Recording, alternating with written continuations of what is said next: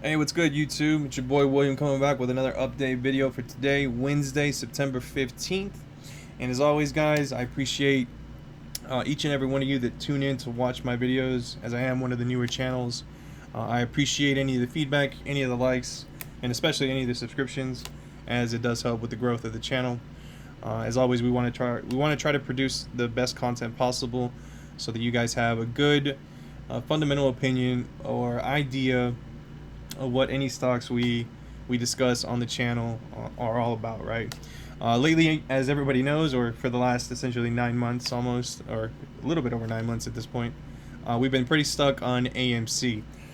So to give a quick update on AMC today, we were down. We did have a 0.97 down day, or essentially down to 46.84. I didn't make a video yesterday because, again, I've been preaching for a really long time now about the psychology of the stock market, essentially making sure you don't let your emotions take control. As of last week, we had broken through this heavy point of resistance here, defined by this gray box, and we were on the top side of this, looking at the bigger picture. As we always say, when in doubt, zoom out. If you look back here, essentially we were where we were, let's call this around June 22nd. Now that we've fallen back past the zone of resistance, essentially, we are back to now where we were back, for example, on June 11th, June 10th kind of area, right? We've clearly identified from the chart where the hedge funds do not want us in, or what channel they do not want us in, which is this $61 to $53 channel. It's very clear, as they've tried to keep us out of this channel after we spiked to the 72. They try to dip us out into the 40s. We pushed back, diverted back into that channel, and then ever since then, the last time we were in here, July the 1st, we have exited this channel and have not been able to break through once again. Anytime we get close or get some momentum going to try to break through that, we are quickly met with that resistance and pushed back to the downside, right? Well, as yesterday was a heavy red day, first and foremost, the market was extremely red. Normally what happens after we have a pretty heavy red day, example B or A, example B, C, right? What usually precedes that is a bounce back, right? Which, if we look at the markets today or the indices chart, you see there is a lot more concentration of green. But you also have to take into consideration what was happening yesterday, right? First and foremost, there was a lot of news discussed on the U.S. Treasury note, which, if you look at the 5-day, well, if this wants to work with me. If you look at the 5-day, well, it doesn't want to work with me, but if you looked at the 5-day yesterday, there was a pretty big dip to the downside, which obviously is going to have an impact to the markets, which obviously AMC being part of that market, it's going to have some kind of effect. Now, what happened today with, for example, like the SPY or QQQ, they had bounce back days. When they have bounce back days, AMC has a bounce back day, right? And that's what you see today, which again is why I kind of tell you guys about controlling, or being able to start to understand, number one, your emotions, be able to control them so you don't make irrational decisions in the stock market, especially when you're investing money. Like, it's good to be precautious, but you also got to take what the chart's giving you, some of the data, so that you make better educated decisions for yourself, right? If we focus in on this area, you see once again touch points, confirming that the zone of resistance, touch points, again confirming it, solid touch points, breakthroughs, but we get pushed down, as you see these big topping tails where the shorts are pushing down the price, again confirming this heavy zone of resistance. Us finally breaking through with these two green candles, but again, look at that huge topping tail, right? They're pushing the price down. They are telling you with that topping tail, hey, we don't want you here. You get your doji candle, and then you get, boom, heavy push to the downside, right? But as always, we aren't just going to lay down and give up, so we fought back. We push up. As you see, we ate the majority of this downward. This would have essentially been a downward or red candle continuation. However, you see the topping tail on the bottom of this candle, showing that we were pushing that price up. Funny enough, ending or touching right on that heavy zone of resistance. So again, the fundamentals of the chart, it's telling you, like, yeah, we had a red day yesterday, but however, we are bouncing back. We're still fighting. We're still in this fight. People are still buying and holding, and the apes live on to fight another day.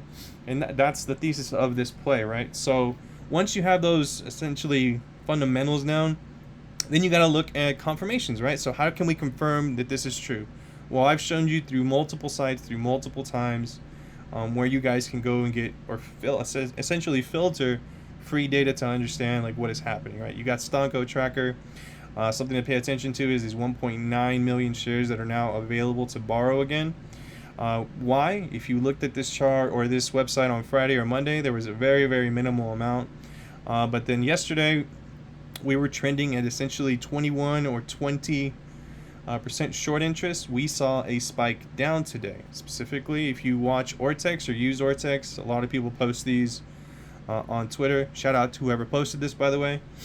We went from 20% yesterday, as you see, the down 2.1%, now to 18.87, which means that shares were returned that weren't necessarily shorted.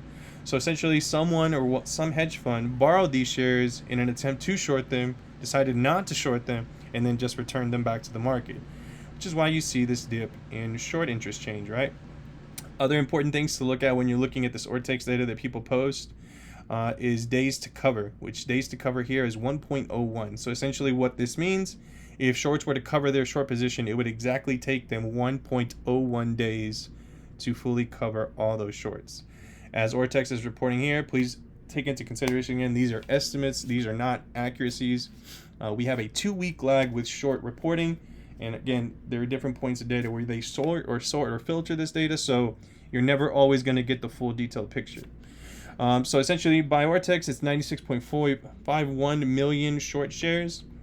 Other websites that I have memberships to, like for example, Lucid Tracking, reporting 95.9 million short shares. We've taken back the #1 rank for most shorted stock. Per Lucid Tracking, again, another website you can go and filter information for free.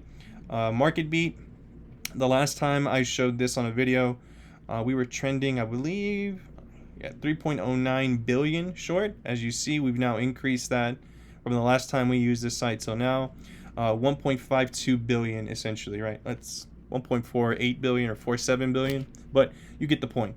It's increased by $1 billion essentially, this short position, which again, if you're looking at everything, the big picture starting from the beginning, I mean, for us being dumb money, you know, they really give us a run for our money, because I'll be honest with you, I don't see a solution to this or a winning strategy to this. Like, I get, you know, they have egos involved, and you know, they want to prove that they're right or they're smarter than us, right? Because again, we're dumb money. They know better. They're institutional money. But look at this chart. Like, ever since this started in January, maybe in January, fine, you had a point, right, to short AMC. You couldn't go to the movie theaters. They weren't releasing movies. Everybody's releasing through streaming. Like, I get it, right? I can see kind of in a way like why you would go so heavy to short AMC, right? But once you had this spike, look at this bar, this volume bar. Once you had this enormous spike on January 27th, like, what in your right mind would tell you, oh, you know what, they're just gonna give up? That just made everybody 100 times more mad, especially when you turned off the buy button. Like, what in the hell are you guys thinking? Fine. So the price gets dipped down to like the 5s, the 6s, the 8s. Like, you could have covered here, you could have covered here, you could have covered here. No, you instead decided to keep shorting this damn stock to the point literally where we pushed the price up to $72. So essentially, if you had covered here at the 5, right, you magnified this price, what, 20 times, 22 times to what, or more? It doesn't make sense, guys. Like, it doesn't make sense. I will never understand it. How they continue to keep adding to their short position another $1 billion. I don't understand it.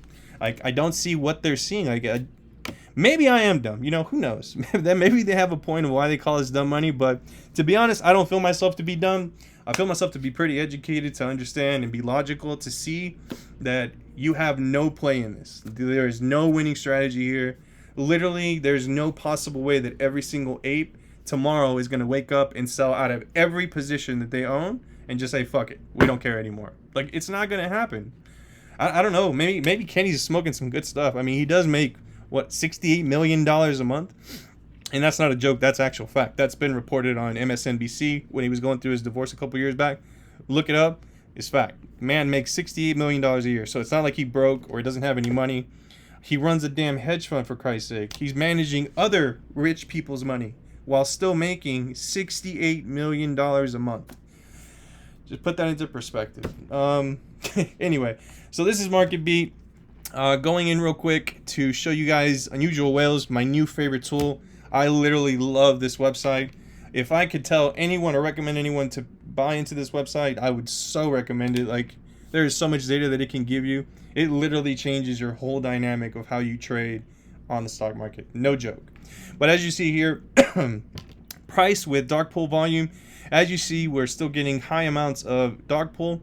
I'll talk about dark pools later on for those that don't know. But what I wanted to really show is the biggest option trades. As you see here, $756,000 in premium. Again, premium is how much money someone is investing into the stock market, making an option purchase. As you see, they are going for the October 1st, 2021 strike date on a call, which means they have positive bullish sentiment confirmed here with our little tag. For AMC hitting $70 by October 1st. Again, positive sentiment. We have a excuse me, September 24th, 532,000. Again, a bullish sentiment behind it. Slapping the ass, mind you. So that means they're not bartering on the price. They could have bartered anywhere from 530 to 540. They said, nope, 540 it is. Or this one, 103 or 106. 106 it is. Like, that says a lot. That's conviction. At the $42 strike for September 24th, again, bullish.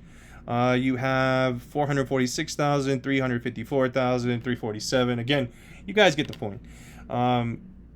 We ain't going anywhere. We're going to keep buying and holding.